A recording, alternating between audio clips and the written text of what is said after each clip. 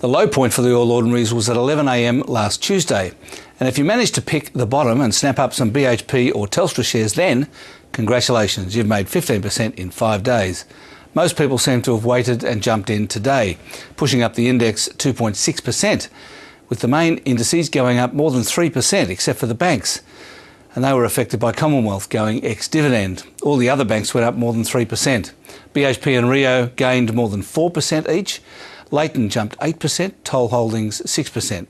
Basically, share prices have gone back to where they were on the 3rd of August, before the markets had a conniption over Italy and Spain and before the US downgrade.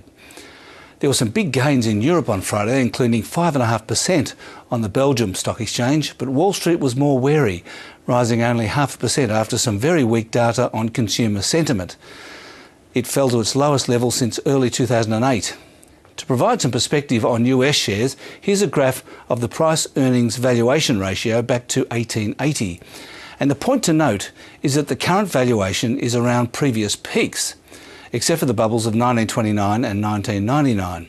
To get back to previous lows, Wall Street would need to halve again. Let's hope this time is different. The Aussie dollar is at 104.3 tonight compared to 102.5 on Friday evening, an amazing jump in a couple of days.